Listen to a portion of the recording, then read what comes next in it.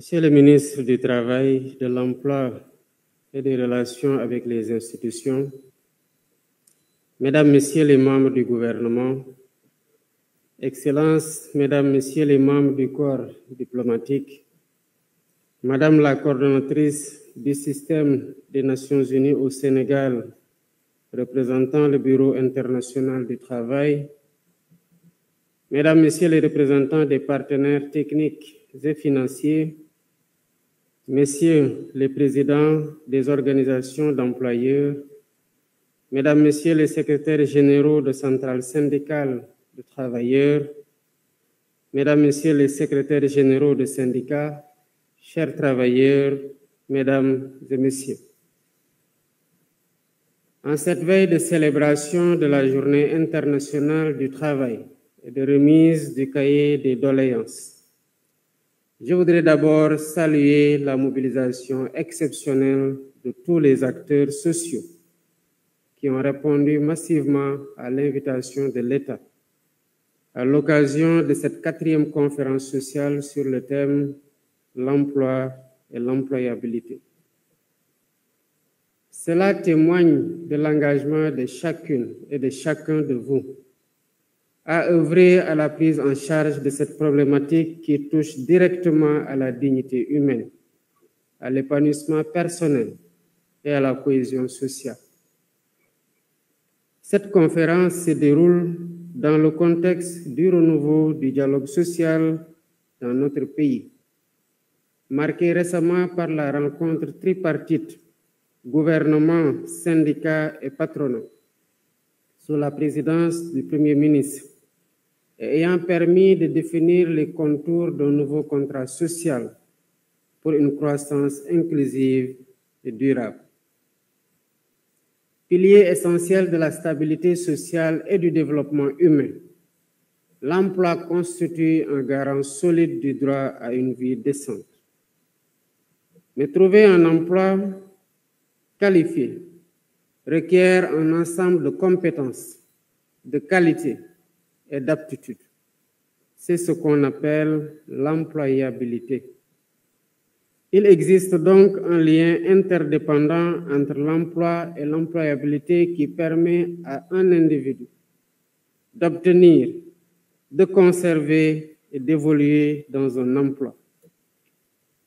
C'est un défi permanent face aux bouleversements technologiques majeurs que connaît notre époque, notamment avec l'essor fulgurant de l'intelligence artificielle et l'utilisation croissante des robots et des services automatisés à la place des humains.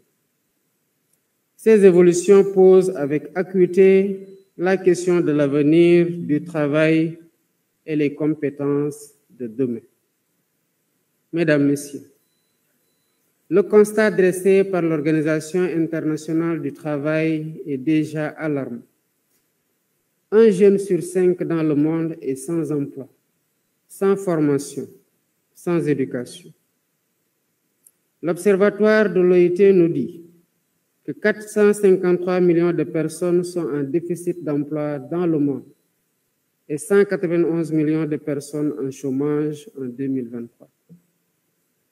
Cette réalité douloureuse exige une mobilisation immédiate, coordonnée et déterminée à l'échelle nationale et internationale. C'est pourquoi, depuis le sommet des chefs d'État et de gouvernement tenu à Ouagadougou en septembre 2004, les États signataires de la Convention numéro 122 de l'Organisation internationale du travail se sont engagés à créer un cadre favorable à l'emploi pour tous. La Banque mondiale, consciente du phénomène, a appelé à lever les obstacles à l'emploi, indiquant que les pays en développement doivent créer 600 millions d'emplois supplémentaires d'ici 2030 pour accompagner leur croissance démographique. L'objectif de développement durable numéro 8 des Nations Unies souligne également la nécessité de promouvoir des emplois décents et durables pour stimuler une croissance économique inclusive. Le Sénégal, à l'instar de plusieurs pays, est également confronté aux défis de l'emploi et de l'employabilité, marqué par une démographie croissante, une population très jeune et une économie dominée par le secteur informel. Malgré plusieurs initiatives et programmes en faveur de l'emploi, les résultats obtenus à ce jour sont peu satisfaisants. Les chiffres du dernier recensement de la population et de l'habitat de 2023 indiquent clairement l'ampleur du défi. 75% ont moins de 35 ans. Un taux d'emploi urbain de 44,3%, contre seulement 33,6% en milieu rural. Une disparité préoccupante entre les hommes et les femmes, ces dernières étant particulièrement frappées par le chômage avec un taux de 36,7%. Un diagnostic sans complaisance du dispositif institutionnel a révélé des limites majeures, liées notamment à l'absence d'une réelle politique nationale d'emploi, l'inexistence d'un observatoire national pour l'emploi et la formation professionnelle, la faible articulation entre les politiques d'emploi et les politiques de croissance et de développement, l'inexistence d'un système d'information intégré et porté à maturité, l'insuffisance de la coordination entre les structures et les programmes existants, la faible territorialisation des politiques publiques liées à l'emploi, l'inadéquation entre les offres de formation et les besoins du marché de l'emploi, l'insuffisance des financements des programmes, la faiblesse de la promotion de l'entrepreneuriat dans les secteurs pourvoyeurs d'emplois tels que l'économie verte, l'économie numérique et l'artisanat. Face à cette urgence, il est impératif d'agir ensemble dans une démarche inclusive et pragmatique afin d'élaborer une feuille de route ambitieuse reposant sur un dispositif institutionnel adapté. La jeunesse de la population doit inciter davantage l'État et les acteurs économiques et sociaux à travailler ensemble pour promouvoir l'entrepreneuriat et l'insertion des jeunes demandeurs d'emploi. C'est à cela que s'emploie notre gouvernement depuis notre arrivée à la tête du pays.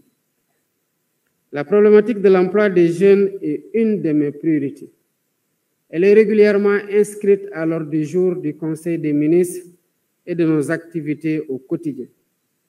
Des mesures importantes ont été prises à cet effet, parmi lesquelles on peut citer l'instruction donnée à M. le Premier ministre de coordonner l'élaboration d'une nouvelle politique de promotion de l'emploi et de l'employabilité, la finalisation en cours du nouveau pacte de stabilité sociale, indispensable pour asseoir dans les meilleures conditions l'attractivité du Sénégal, le développement du secteur privé, la relance de l'économie et le déploiement des stratégies et politiques innovantes de promotion de l'emploi.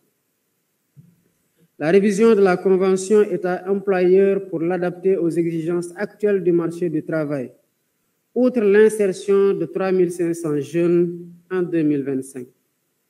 Les réformes en cours pour disposer du nouveau Code du travail et de la sécurité sociale, afin d'assurer une meilleure protection sociale qui sera étendue aux acteurs de l'économie informelle. À cela s'ajoutent les initiatives en matière d'employabilité dans le domaine de la formation professionnelle et technique, avec notamment la mise en œuvre du programme de l'apprentissage de masse, le projet de formation pour l'autonomisation des femmes, le projet de formation des talibés dénommé Dara Atelier, la généralisation de l'internalisation des modules sur l'entrepreneuriat dans les filières de formation et l'insertion des centres d'incubation dans les établissements de formation professionnelle et technique, le renforcement du dispositif innovant d'insertion des jeunes à travers les masterclass et les caravanes de l'insertion et la mise en place d'une plateforme nationale d'insertion professionnelle. Tout cela moulé dans la grande offensive pour la formation professionnelle. Mais pour méritoires que soient les actions menées, le défi ne peut être relevé que dans un climat social apaisé. C'est pourquoi il est important d'instaurer un dialogue responsable entre le gouvernement, les organisations d'employeurs et les organisations syndicales des travailleurs ainsi que la société. C'est cela le garant d'un cadre d'épanouissement aux entreprises et la sauvegarde des intérêts des travailleurs. Le dialogue doit être permanent, surtout en temps de paix, qui offre plus de calme et de sérénité propice à des opportunités de résultats constructifs pour un environnement économique et social sain. Un climat social apaisé en milieu de travail contribue fondamentalement à l'accroissement de la productivité et de la compétitivité. C'est conscient de tous ces atouts que notre pays a adhéré aux instruments juridiques internationaux en faveur du dialogue social. Au niveau national, le dialogue est consacré par la Constitution en ses articles relatifs à la liberté d'association et à la liberté syndicale pour les travailleurs et les employeurs. Il figure aussi dans la loi portant Code du travail. À cela s'ajoute l'institution du Haut Conseil du dialogue social et la conférence sociale qui nous réunit aujourd'hui. À vous, acteurs du monde du travail, soyez assurés que l'État sera à vos côtés pour consolider les cadres de concertation dynamiques. Le gouvernement sera présent partout où c'est nécessaire pour la promotion du travail décent et l'accroissement de la productivité dans l'entreprise. Mesdames, Messieurs, la revue thématique des 6 tables rondes prévues dans le cadre de vos travaux traduit la volonté de faire un état des lieux exhaustif de la situation de l'emploi et de l'employabilité, en abordant les aspects relatifs notamment à la territorialisation de la gouvernance, au financement, à l'entrepreneuriat, à l'innovation et à la migration de la main-d'œuvre. Il me semble important, à travers une approche multisectorielle et collaborative, de mettre l'accent sur quelques axes. Premièrement, identifier les contraintes, les opportunités et les actions prioritaires nécessaires à la promotion d'un marché de l'emploi dynamique, inclusif et durable. Deuxièmement, répondre aux besoins spécifiques des populations locales en optimisant les initiatives et en renforçant la gouvernance territoriale de l'emploi. Troisièmement, placer l'innovation et l'entrepreneuriat au cœur des actions de développement économique, avec une attention particulière aux startups technologiques et aux entreprises innovantes qui sont des moteurs essentiels de compétitivité et d'opportunités économiques pour la jeunesse à l'horizon 2050. Quatrièmement, définir des stratégies de gouvernance de la migration professionnelle pour garantir un recrutement équitable et maîtrisé. Cinquièmement, explorer de nouvelles voies pour améliorer la gouvernance du marché du travail et optimiser les ressources financières destinées à la promotion de l'emploi, notamment à travers le partenariat public-privé, les fonds d'investissement spécialisés et les technologies numériques. Mesdames, Messieurs, la lutte contre le chômage n'est pas seulement l'affaire de l'État. C'est un combat commun qui exige patience, détermination et cohésion. Cependant, il nous est permis de nourrir un réel espoir. Et la tenue de cette 4e édition de la conférence sociale sur l'emploi et l'employabilité suscite à juste titre beaucoup d'attentes auprès de notre jeunesse. À vous, jeunes du Sénégal, je tiens à affirmer que mon gouvernement est pleinement conscient de vos aspirations légitimes à contribuer au développement de vos familles, de vos communautés et de votre pays. Soyez assurés que, quelles que soient les difficultés rencontrées ou les circonstances, l'État restera fermement engagé à vos côtés.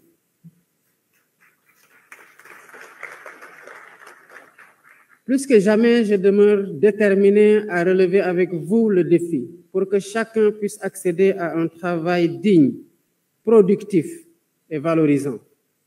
À ce propos, j'invite nos chefs d'entreprise à s'engager davantage dans l'offre d'opportunités de formation et la création d'un environnement de travail inclusif.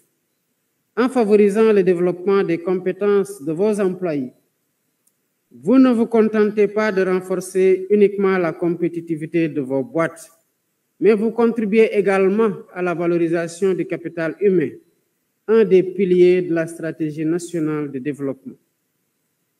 Il est aussi important de promouvoir une culture de l'apprentissage et de l'innovation, que ce soit par le biais de stages, de mentorat, de programmes de formation. Chaque initiative compte. Les jeunes doivent être encouragés à explorer différentes voies professionnelles et à ne pas craindre de se réinventer. Pour sa part, l'État jouera son rôle pour garantir une meilleure adéquation entre les formations proposées et les besoins du marché du travail. C'est ce qui permettra de réduire sensiblement les écarts existants, tout en renforçant la compétitivité économique et sociale du Sénégal. Chers participants, votre engagement aux côtés de l'État sera essentiel pour relever les défis qui nous attendent. Finalisation de l'élaboration de la nouvelle politique de l'emploi, mise en œuvre des réformes nécessaires du marché du travail, création d'un système d'information sur le marché de l'emploi intégrant les métiers émergents, renforcement du lien école-entreprise et encouragement de l'investissement privé dans les pôles territoriaux. C'est pourquoi j'attends avec intérêt les conclusions et recommandations qui émergeront de vos travaux pendant ces 2 journées.